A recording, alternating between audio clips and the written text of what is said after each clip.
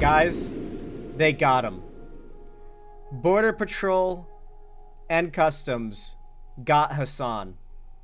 Let's fucking go! They got him, guys! They finally... I'm just fucking joking. No, in all seriousness, believe it or not, I do not believe that Hasan should be deported or arrested or sent to, like, CCOT or something.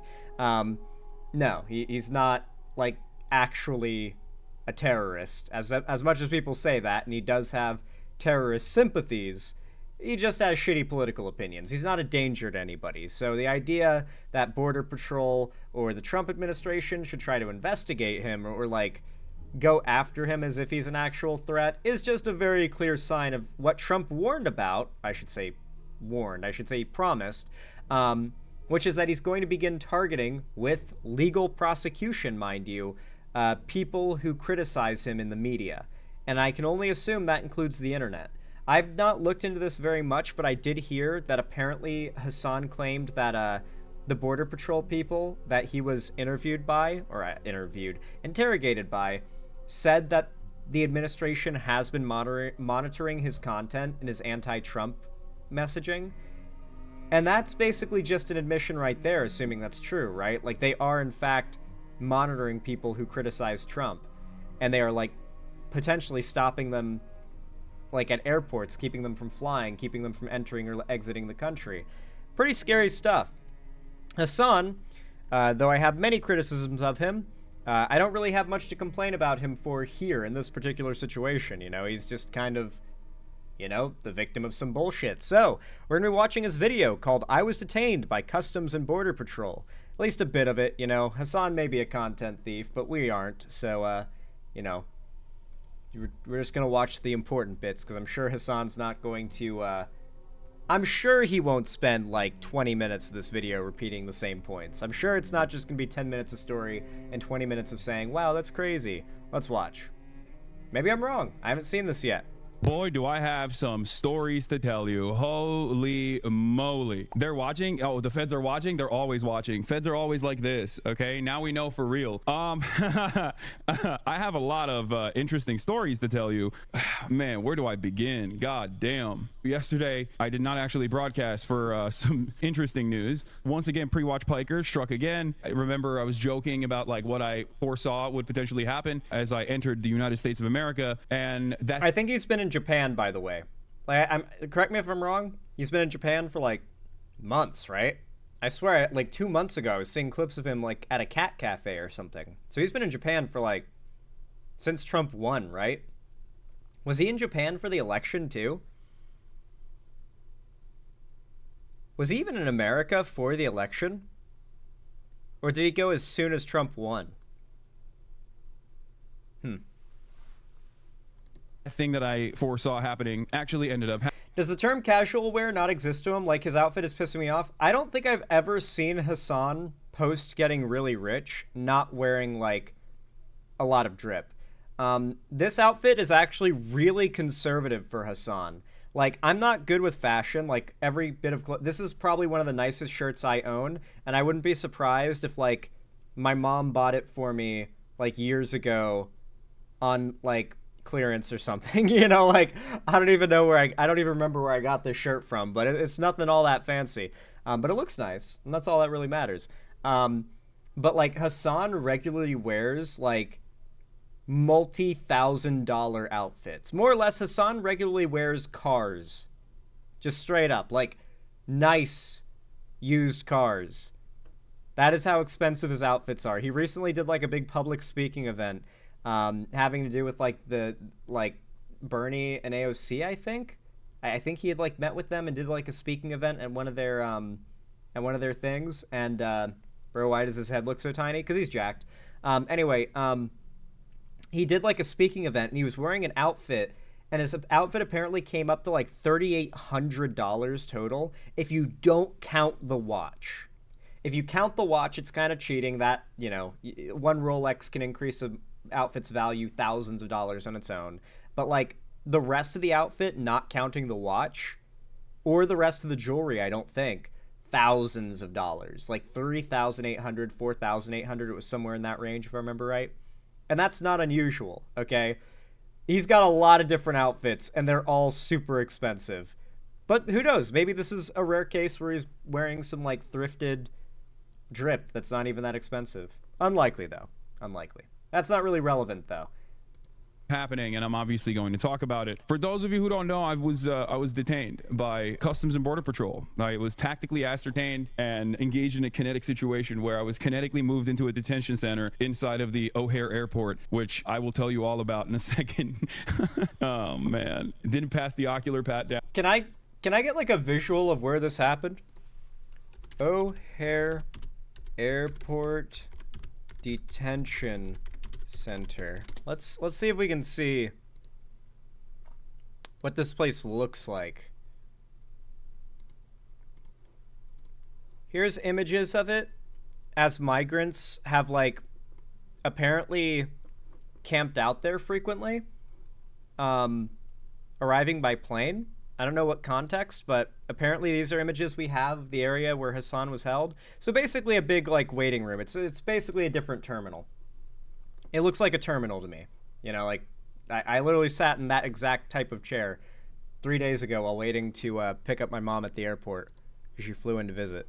So, I mean, like, not like a cramped, scary office or anything, but this is very clearly, like, Hasan's political content got him flagged.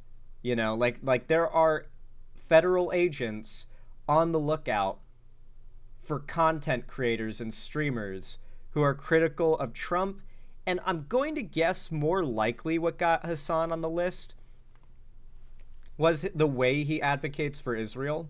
Hasan, I want to say that I agree with Hasan, because I would like to say that Hasan just wants Palestinians to stop being murdered by the IDF, and for Gaza to stop being wiped out by the IDF, and for the genocide to stop. But Hasan has also gone on record to say that anyone who thinks that Israel should even continue to exist shouldn't even be allowed to walk dogs in their community, because he considers you subhuman if you do not believe Israel as a place should be destroyed. He's pretty radical with that kind of stuff. That is what he believes. He's expressed it very recently, in fact. Like last week, he said that quote that I just repeated for verbatim about the dog walker thing. So yeah, he's pretty radical with that stuff, and it wouldn't surprise me if that rhetoric is what got him detained more so than critical of Trump, you know? He's not, like, a danger to anyone, to be very clear. I think everyone, even the biggest Hasan hater and critic of Hasan, agrees he's not actually endangering anyone. Maybe his rhetoric could be dangerous, you could argue that, but, like, he's not openly advocating for, like, terrorism or anti-Semitism. He's just kind of dumb and ideological and sort of a himbo dumbass, right? Like, he's very ideological. As far as, like, being a threat to America, nah. No, not. I mean, the biggest threat he has to America is how many people he pushes away from the left and towards the right. And as crazy as that might sound, I have had people who are like, really? Hasan's really hated outside of the left. The left is a very, like, insulated bubble right now. One that's, I can't tell if it's growing or shrinking, but it feels small right now. And Hasan is, like, dominating that bubble. But outside the bubble of the online left, everyone hates Hasan. So it's like, yeah, the most the only people Hasan is hurting, the biggest danger Hasan is to the left, and to the chances of us not electing Trump again, should he run for a third term. Down. I believe it was before the ocular pat down. It's the flight manifest that they get ahead of time. They knew who I was and they were ready to receive me. Let's just say, and it wasn't a very warm welcome. So what's happening? What's happening in Chicago? What the was that? You know, this is only my second time coming back here, and the first time I was here for the DNC got kicked out. Second time I couldn't even enter the state. Almost definitely an interesting experience, let me tell you. Oh, yeah, Hasan got kicked out of the DNC because he was there to cover it, and he was supposed to be, like, doing positive coverage for Biden and Kamala. And instead he was talking about how the Democrats, I think he literally said Genocide Joe and Holocaust Harris on that stream. And I think it's when he said that, they kicked him out.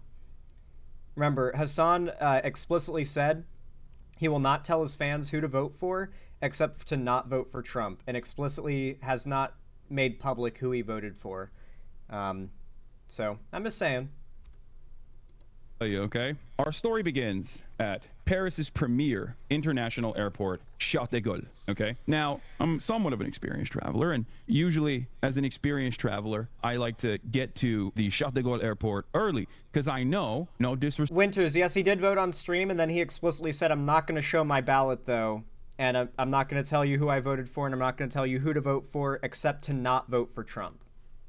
Respect to France. Verbatim, I love the by the country, way. but Charles de Gaulle Airport is one of the worst in Europe. It's a major hub, but unfortunately, due to, I think, like a lack of interest from the managers of any of these companies, where they just refuse to hire additional people. And I feel like in France, you just have to always hire more people because everyone is doing work very slowly. Okay, it's just the pace that you have to adjust. Hasan, it's been 2 minutes and you haven't eaten any chicken. You're not hitting your macros, bro. Come on.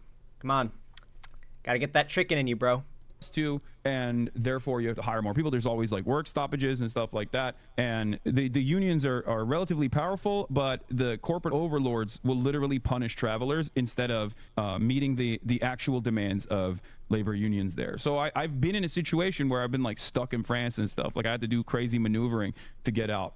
So I knew that, and because I knew that, I was like, I'll go 3 hours early. It's something that I never do. Usually I'm actually very slow. Man, this is a slow story, though. Into the country, I had joked about it already, so I was like, at least on the one side, like leaving the country of France will not be that big of a problem. And boy was I wrong. Okay, boy was I wrong. So I hit the triple Monty. I had like a generational run. There was massive traffic going in. When you actually drive into the airport, the person that's dropping you off has to get a ticket at the gate. The ticket actually didn't work, like, so we were stuck in traffic with like other cars behind us. Like a driver had Airports are hell, and I do feel every time I step into an airport like I'm walking through soul sand in Minecraft, and it feels like walking through soul sand with cobwebs on top of it when I enter an airport. That's how I feel, you know what I mean? The same feeling that gives you. And so I will say, bit of advice, Pokemon Go makes any time spent at the airport infinitely more pleasant, because airports are chock full of Pokemon Go content. Insane spawns, lots of Pokestops, gyms everywhere. Makes it a little more fun to have to wait for your flight in the airport. to get out and be like, and wave people away from the gate so that we could actually get to a gate that worked, all this stuff, right? And I'm like, oh brother, here we go. I mean, I'm flying business, so like I have sky priority, so I'm thinking like, oh, at least I'll be able to get my luggage in on time. Barely made it to the check-in. Okay, there was already issues with the check-in. Once I got through the check-in, I got hit at every single step. There's an automatic passport processor where you just kind of step into this room and then boop, doors open, you walk in. Okay, I have a question for you guys, all right? How much do you want to bet that since Trump took office, and I'm sure there were systems like this already, you know, the parody, the Family Guy scene where it's the officer holding up the little, like, sign, the little cardboard sign with, like, the different colors, and it's like, okay, not okay. Everyone knows what image I'm talking about. Do you think that since Trump took office, if your name is even like a little bit stereotypically Arab, do you think that like mandates a bit of a stop and frisk and question situation? Are there more stories of this happening since Trump took office to a degree where you could argue that's standard procedure now? Because I feel like I would not be surprised if these federal agents saw, under Trump's orders, mind you, through some new program we don't even know about, saw the name Hasan, instantly flagged. If that's not already a system that's been happening since, I know it's been happening since 9/11, but that's not what I'm talking about. If that's not already a system where they just instantly question you if your name sounds too Arab, then I would be very surprised. I'd be very surprised if that does not end up being a system, and if it's not already a system. That's so Trumpian, you know? I got to be careful saying that, because if it's not already a thing, Trump's going to get the idea. Right? I wait in line. There's only one. None of the machines are working. Finally, I get to the machine that is working, and the machine stops working. It just won't take my passport. It won't take my passport. I was like, oh, here we go. So I had to go to an actual officer to let me through so I could get in. Then I got stuck behind classic old lady, okay? Old lady with a lot of bags, with a lot of fluids. So then like she's taking her fluids out and like doing all this stuff at the security gate. I'm stuck behind this person. I already took out all my electronics and stuff. But of course, lo and behold, boom, I get stopped at security after this old lady as well. The old lady with the bags of fluids, classic, she obviously was stopped, okay? She had to get GSR swabbed, all the. And then of course, I also got stopped, had to get GSR swabbed, all of this because I have electronics. Okay, chat. I have a question. If I ever get stopped at airport security and they pat me down, what happens if every time they go to touch me, I do the porn star moan? No words, just the, oh yeah, you know, that one? That one. What if I just did that every time they went to touch me? Would that work for them to just, would that get me in trouble? Shot on the spot. Oh no. Yeah, they just mag dumped me right there in the security line. Electronics on me, and you know, I stopped there. Generational 3-hour run and shot the goal. And then afterwards I get into the flight and I'm like, all right, finally. The flight was actually fantastic. I slept the entire time. I slept like a goddamn baby, slept the entire time. Didn't even eat on the flight, which is crazy. There's never been a moment where I've no, wait, if they roll with it, I gotta commit all the way. That's the thing though. If they lean into it, then I've gotta commit, and then it's the whole game of gay chicken. I don't often win gay chicken. I tend to, you know, chicken out. It was like, what, an 8-hour to 9-hour flight, and I didn't even eat. I slept the entire time on the flight. Finally get into the United States of America, and at which point I'm like, all right, let's do it. I got global entry. This is going to be my first ever global entry entrance. Hopefully this will go smoothly, okay? First time ever getting into global entry. I got it after my brother yelled at me over and over again, telling me you gotta get global entry, whatever, right? I get to the global entry line, and they're processing everybody expeditiously.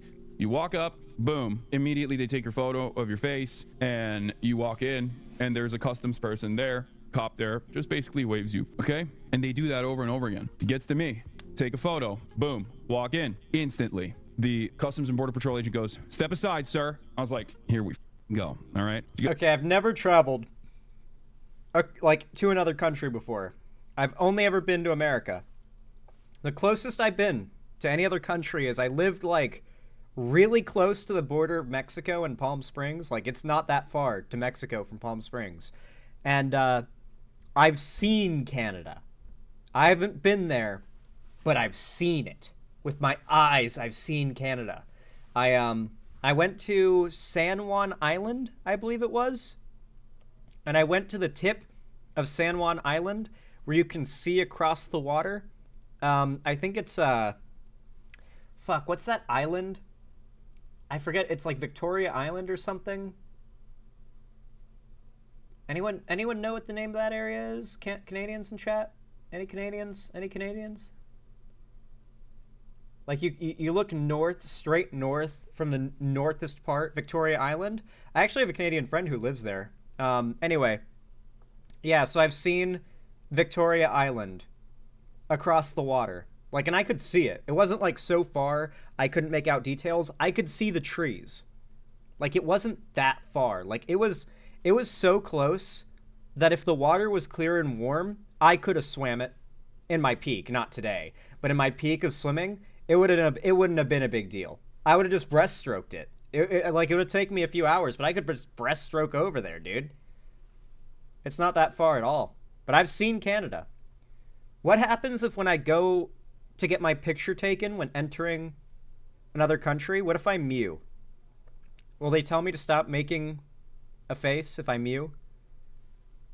You go, step aside, sir. An agent will come and take you to another location. I was like, is that proper protocol? I was like, sometimes it happens. And I was like, okay. And I knew at that point, I was like, okay, I'm texting like family. I'm like, this is happening. I'm texting my manager. You know, I was basically I got Lolo on. I was like, listen, you know, No, listen. I don't want to get eaten by an orca swimming across that shit. Also, I don't want to get shot by Canadian Border Patrol.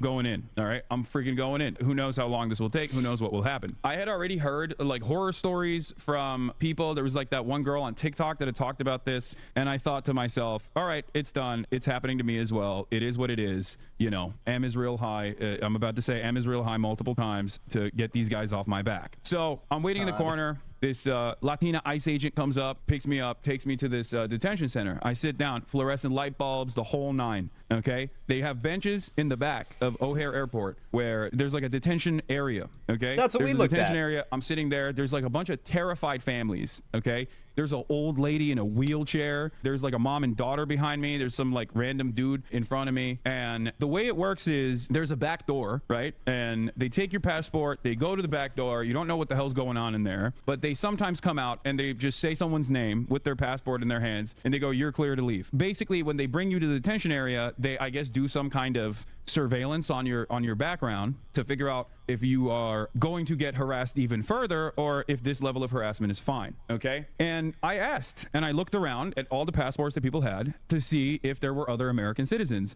and lo and behold, at least in the area that I was at, I was the only American citizen. There was another guy that actually had an American passport as well, because I asked the terrified family behind me. I was like, "Hey guys, if you don't mind me asking, like, do you guys have an American passport?" They were like, "No." So it turns out it's just they're terrifying. That's out of actually mostly smart. non-American. No, that was actually some real journalism. You know what? Rare Hasan W. Hasan often calls himself a journalist, but he doesn't really do journalism so much as he just kind of commentates on news. But that was real journalism.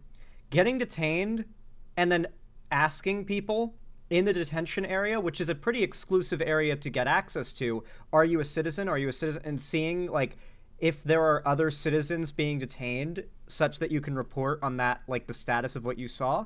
That's, I would argue, real journalism. Could it have been done better? I mean, maybe, but I mean, it wasn't expected. It was on the fly, right? That was some real journalism. Does anyone here agree? I often, we're very critical of Hasan here, but I feel this is fair. American citizens, okay? But apparently they're also interested in trying to terrify American citizens as well. So they're just like coming in and out. They get this lady in a wheelchair out of there, which I thought was so insane. Old lady in a wheelchair is in the ICE detention area, and they come out with their passport and they're like, "Here, you can leave." Okay, so that's one thing, right? Like, I've had secondary searches and stuff done to me before. I've had the I think it's called the quadruple S. Like, they put the SSSS on your boarding pass and you always get checked randomly when you get hit with that. Like, that's happened to me a Could it be any other letter? lot in the past. I get GSR swabbed all the time. That stuff is normal. I've experienced that quite a bit. Okay, but this time I didn't even have the quadruple S on my boarding pass, so I was like, all right, it's probably fine. So I wait. Finally, this agent comes out, says, "Hasan Piker." I'm like, "That's me. Coming with me." I'm like, "Oh brother, here we go." They take me to this back room. Okay, and the back room is not great. The back room is designed in the most hostile way I've ever been inside of a room. The vibe. All right, hold on. Let me show you a view of what he's talking about.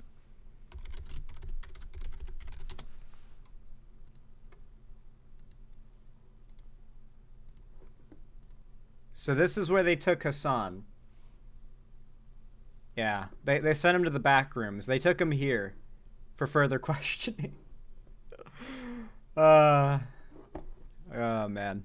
Sorry. You know, I had to. Vibes were really back there. Everything is fluorescent light bulb, obviously. They had these 2 seats that were firmly planted into the ground, okay? They were complete metal. They were like tiny stools, very uncomfortable, with like braces on the side so you can handcuff someone to them, okay? And there was also a seat for like a lawyer. So I sat down on the lawyer seat on the corner to establish dominance because I've watched too many JCS interrogation videos, and I knew I had to have command over the room. So I didn't sit in the cuck chair. Instead, I sat in the lawyer chair, and we got to talking. And let me tell you, folks, the TikTokers that talked about being detained, they were right. It was an insane situation. So it's very obvious that they knew exactly who the fuck I was. It's very obvious that they knew how to like navigate the conversation, and it was a really, really interesting conversation that took place. It was very cordial. Okay, it was very cordial, which I thought it was strange how cordial it was, because I've had run-ins with like cops in the past. I've had run-ins with feds in the past. Well, I guess the FBI was very cordial as well when I had some talks with them in the past. But overall, I was not expecting CBP agents to be cordial.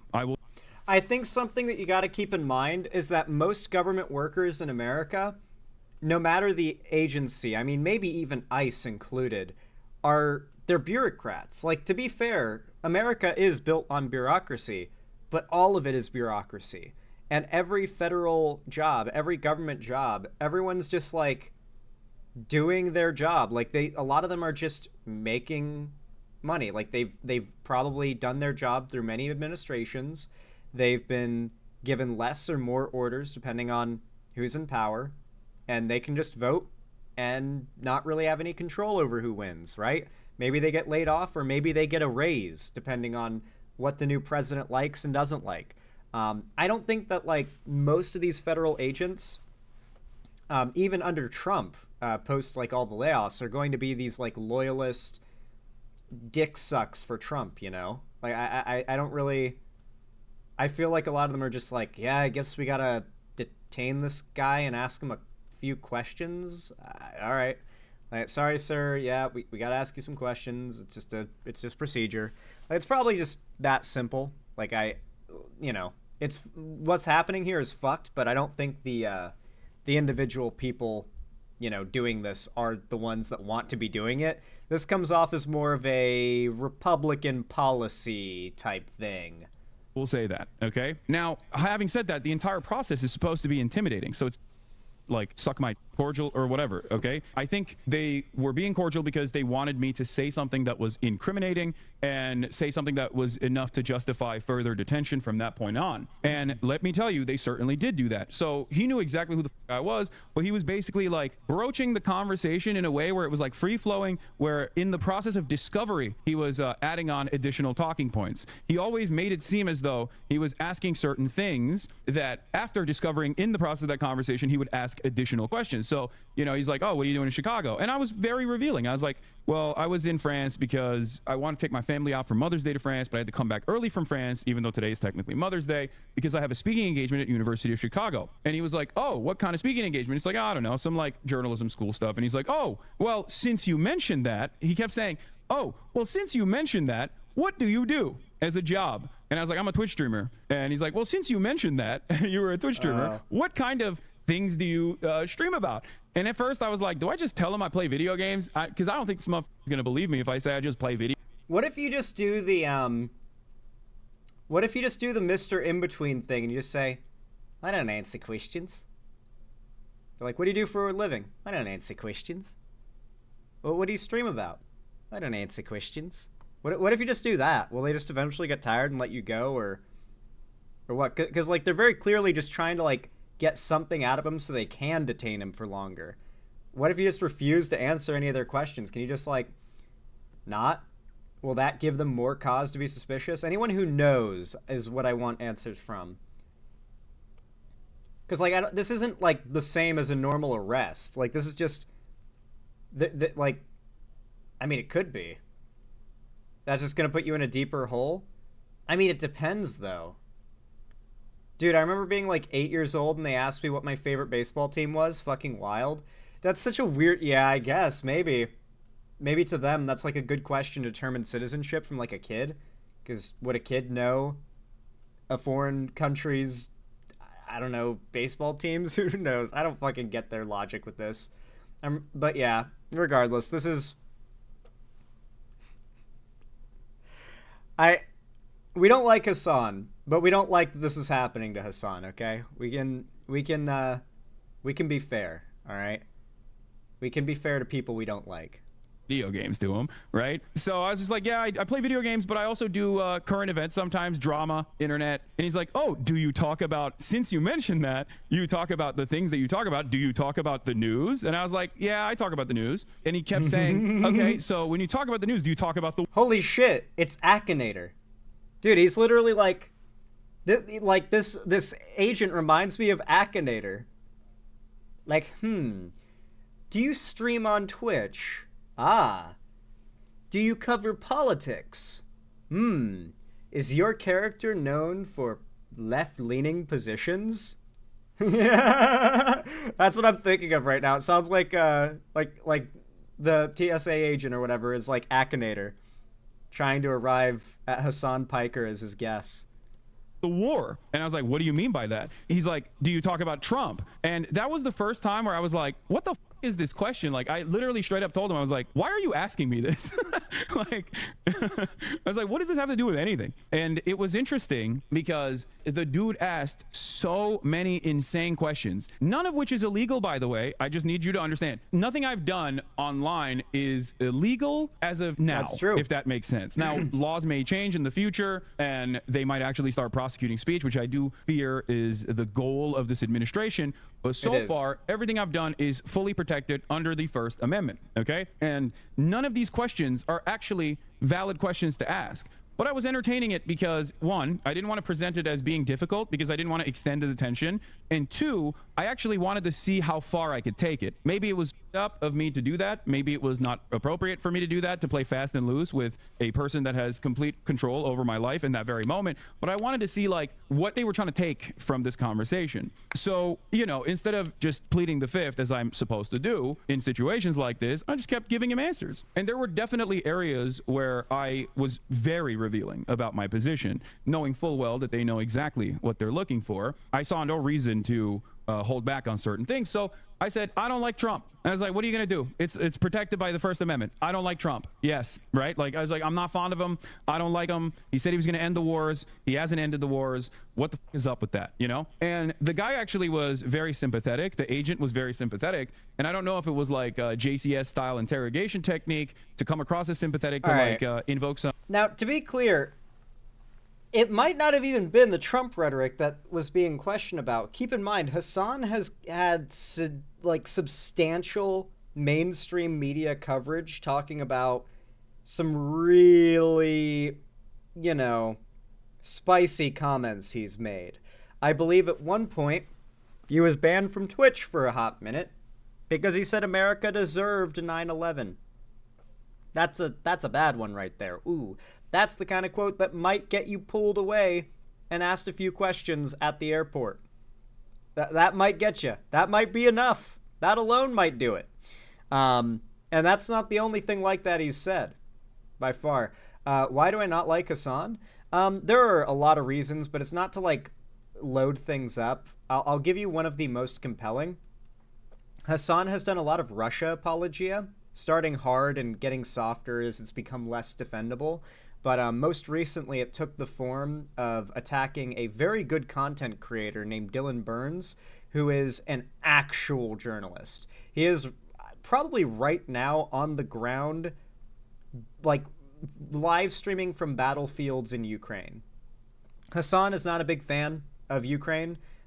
He pushed the idea that the idea that Russia will invade Ukraine was a lie. He did this whole thing where it was like a countdown of how many days it's been and that Russia still hasn't invaded, and you're like an imperialist pig if you want, or if you think that the invasion's going to happen. And then it did happen, and Hasan was talking about how, yeah, they annexed Crimea, but that was their land. They deserved Crimea. You can cry about it, you know? And he kept on, you know, walking it back, moving the goalpost, to eventually today where he pretends he never said these things.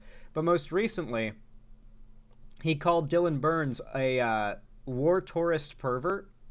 I believe it was pervert war tourist. Mind you, Dylan Burns has been shelled by the Russians twice. He came on stream to talk about one of the scariest instances where, and this was caught on video, it's on his Twitter, I believe, where he and a group of people, they were all volunteers and journalists, no one armed, no soldiers, were shelled by the Russians, and on video, they end up having to take cover under this, like, overhang, like that kind of, like, when you walk up some stairs to the front doors of a building, how there might be like an inlay, like a little like a little bit of a interior sort of porch. And they went in there to take cover, and the shrapnel from the blast was so close, and it was so, like, the bomb landed so close that the shrapnel hit the guy, a British journalist, right next to Dylan in the gut, and essentially disemboweled him like 5 feet away from Dylan. And they had to, like, emergency carry him to, like, emergency medical support, and he survived within an inch of his life. Like, that is the kind of danger that Dylan Burns puts himself in, and Hasan called him a war tourist pervert because Dylan's there doing unapologetic pro-Ukraine content. Mind you, the reason Hasan said that was because Dylan did a video where he got some Ukrainians together to watch a bunch of clips of Hasan talking about the war, and they were obviously debunking the pro-Russia talking points Hasan was pushing. And in response, when people asked Hasan to watch the video, Hasan said, "I'm not watching that war tourist pervert's video." And that is a running theme with Hasan. If someone makes a really good call-out video on him that even his own fans are saying is pretty solid, his response will be, "I'm not watching that insert insult to discredit the person's video." And he never watches those videos on stream. Never, ever. Some kind of positive feelings out of me in an effort to like get me to reveal something maybe that'll trip me up, or because he just genuinely was sympathetic and he had the vibes of someone who was like, I don't know why I'm doing this, right? But he was like, listen, I'm Iraqi, so I know. And let me tell you, I do think that him being Iraqi played a big role in this, because if he wasn't, there was a lot of Redditor ass white boys that are at Customs and Border Patrol at O'Hare Airport. I saw them walk by. There was a dude who looked like he was like 25 max, but he was balding, and I knew immediately, if that my agent, I'm screwed. I'm going to CCOT. This dude is going to literally literally to CCOT. Holy shit. Yeah, no, that's real. Yeah, balding 20-something-year-old, that's a 4chan user right there. Cook me. So I got a little lucky.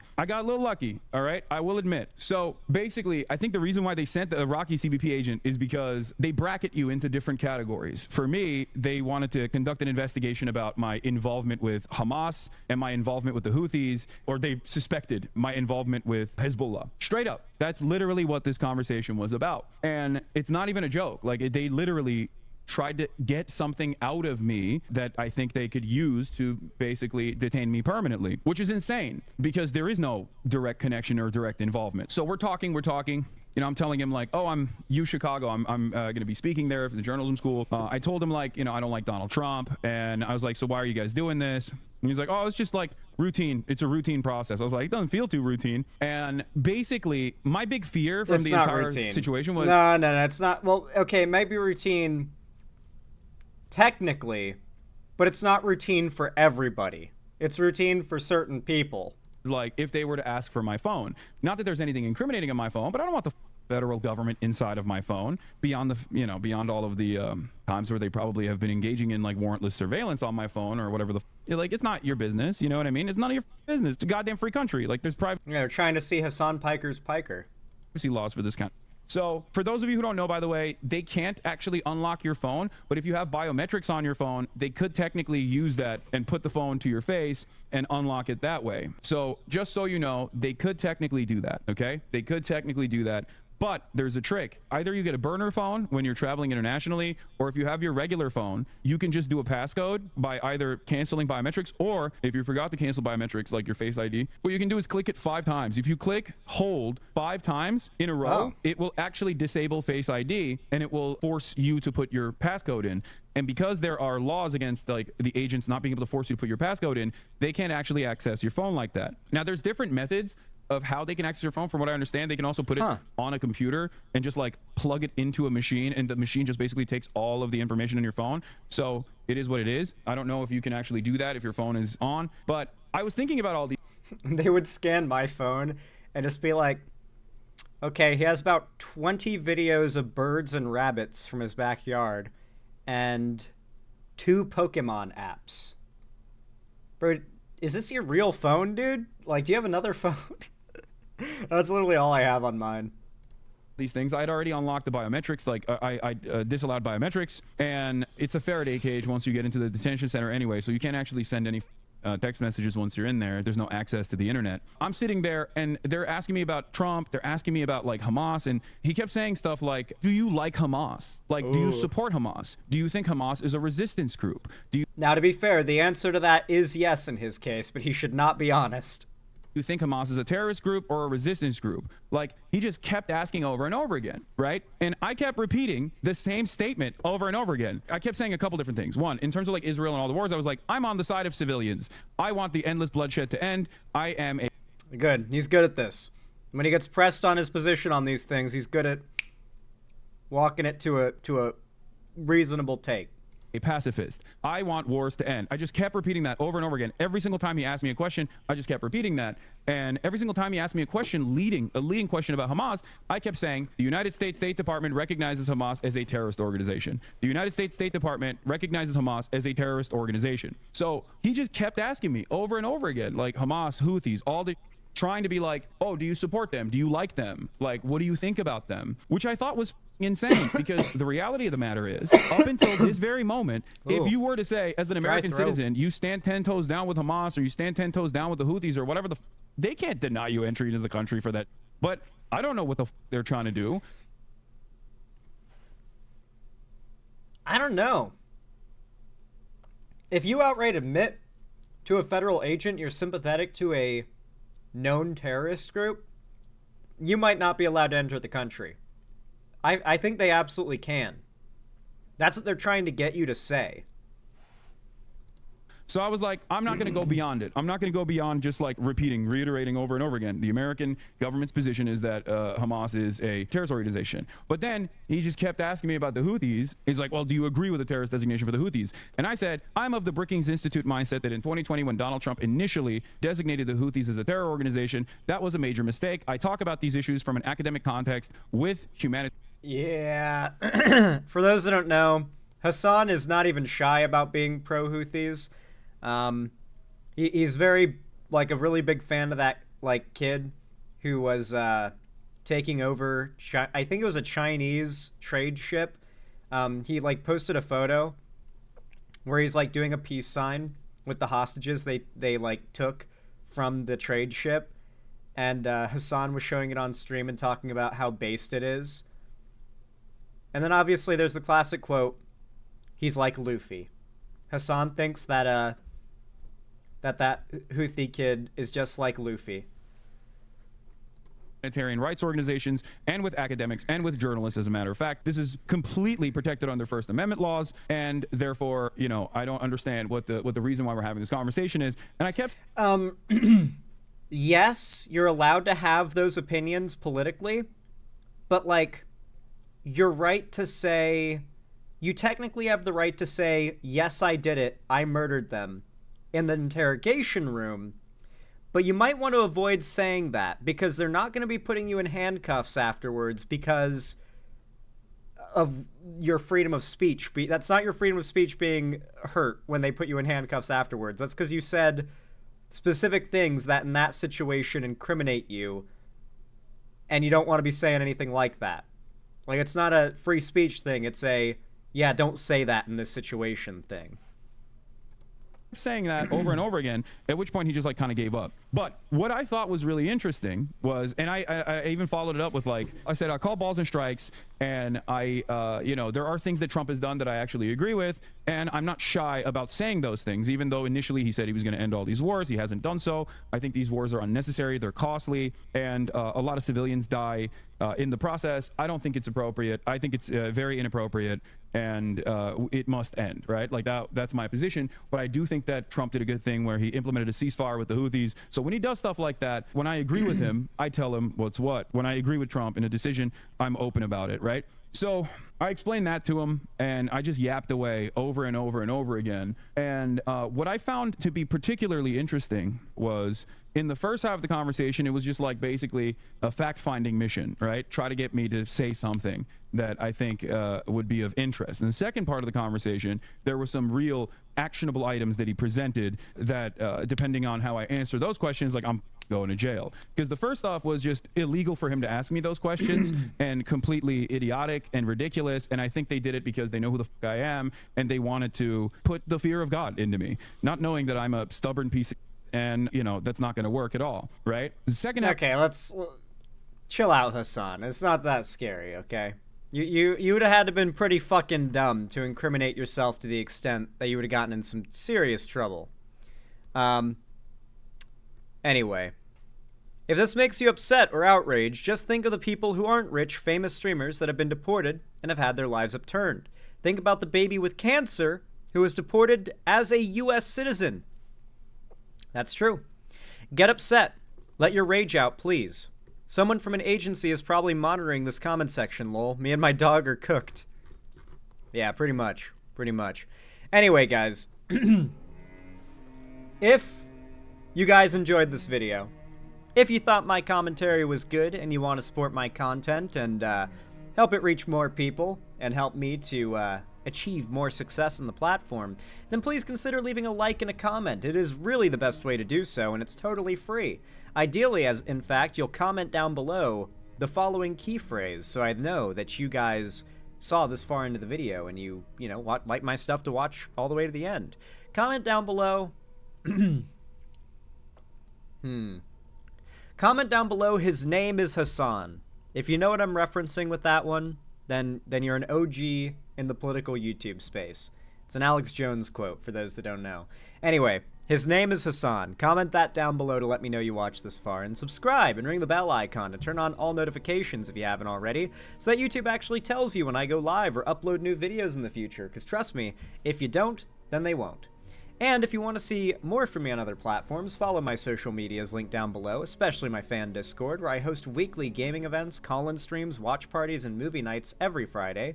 And do not forget, if you want to support me directly, financially, help me keep the lights on and a roof above my head here at the Xanderhall Studio, then please consider donating, subscribing, or gifting a sub to someone else on my website, xanderhall.com/live, or maybe support me through YouTube, Twitch, Streamlabs, Stream Elements, or Patreon.